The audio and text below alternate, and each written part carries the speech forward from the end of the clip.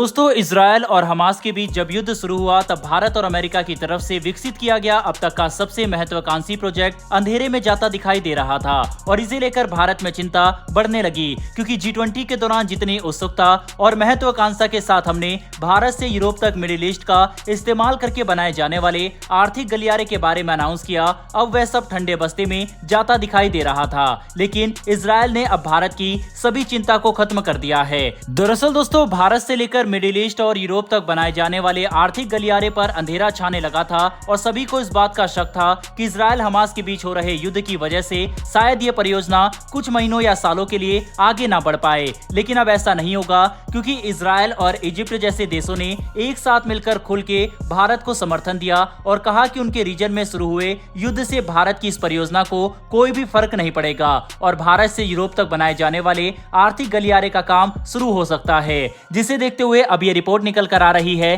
कि भारत ने 3.5 लाख करोड़ रुपए के साथ रेल मार्ग से 8 बंदरगाहों को जोड़ने की परियोजना शुरू कर दी है। इसके इस्तेमाल से हम भारत से लेकर फिर सऊदी अरब और फिर जॉर्डन से लेकर इजराइल तक एक ऐसा आर्थिक गलियारा बनाएंगे जो हमें भारत से यूरोप तक कार्गो पहुंचाने में काफी मदद करेगा। इस वक्त अगर भारत से जर्मनी तक कोई कार्गो पहुंचना है तो इसके लिए समुद्र रास्ते से 25 दिन का समय लगता है, जबकि यही कार्गो हम मात्र 4 दिन के अंदर संयुक्त अरब अमीरात को डिलीवर कर सकते हैं, जहां से रेल मार्ग का इस्तेमाल करते हुए इस कार्गो को यूएई से सऊदी अरब, फिर जॉर्डन और फिर इजराइल के बंदरगाह तक ले जाया जाएगा, जहां से हम इस कार्गो को ग्रीस में शिप कर सकते हैं। जिसका मतलब यह है कि Bharat UAE, Saudi, Jordan, Israel और ग्रीस के इस्तेमाल से एक नया आर्थिक गलियारा बनेगा, जिससे व्यापार में काफी भारी बढ़ोतरी देखने को मिलेगी। इसके अलावा कार्गो को एक से दूसरे महाद्वीप में ले जाने का समय भी कम होगा और इससे सिर्फ शामिल देशों को ही नहीं बल्कि आसपास के हर देश को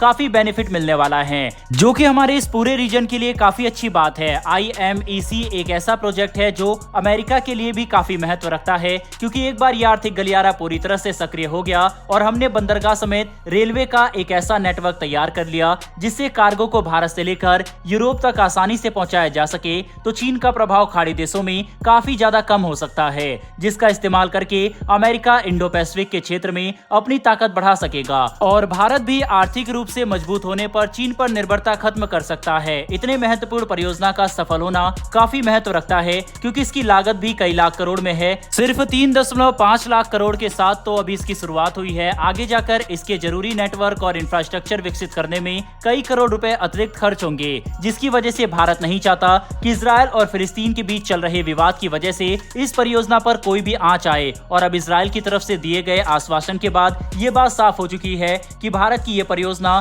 बिल्कुल टाइमलाइन के अनुसार आगे बढ़ेगी, जो हमारे लिए काफी बड़ी खबर है। वहीं पर जहां एक तरफ भारत का सबसे महत्वाकांक्षी प्रोजेक्ट अब ट्रैक पर आता दिखाई दे रहा है, दूसरी तरफ अभी भी इस बात की चिंता बनी हुई है कि अगर इजरायल की तरह ही भारत पर भी आतंकवादी और इस्लामी जिहादी संगठनों ने बिल्कुल इसी तरह का रॉकेट हमला किया तो भारत क्या इससे निपटने में सक्षम है या फिर नहीं। तो सबसे पहले तो यहाँ पर हम ये बात बताना चाहेंगे कि इजरायल के मुकाबले भारत की कूटनीति काफी सुपीरियर साबित हो चुकी है। आप देखिए, जहाँ एक तरफ फिलिस्तीन को आज भी दुनिया भर का समर्थन है, तो वहीं पर दूसरी तरफ पाकिस्तान पूरी तरह से अकेला पड़ चुका है। अब हम ये बात इसलिए कर रहे हैं क्योंकि पाकिस्तान की तरफ से हाल ही में ये धमकी दी गई है कि हमास की तरह ही भारत के ऊपर हमला किया जाएगा। ऐसे में अगर पाकिस्तान की बात करें तो खुद मुस्लिम देश भी पाकिस्तान की मदद करने या बात सुनने को तैयार नहीं है और ये कोई कोइंसिडेंस नहीं है, क्योंकि भारत ने अपनी सुपीरियर फॉरेन पॉलिसी का इस्तेमाल करते हुए खाड़ी देशों के साथ ऐसे संबंध बनाए कि कोई भी देश पाकिस्तान के झूठे प्रोपेगेंडा में आकर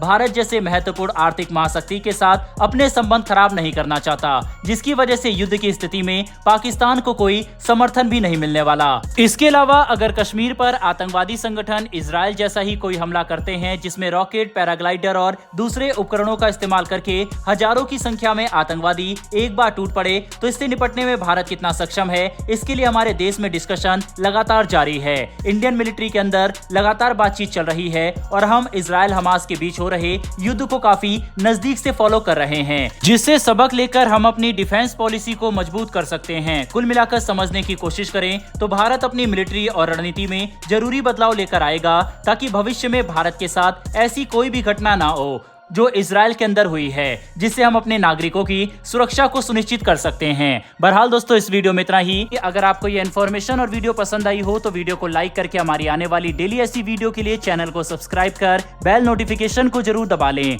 फिर मिलेंगे ऐसी एक नई वीडियो के साथ। धन्यवाद। जय हिंद।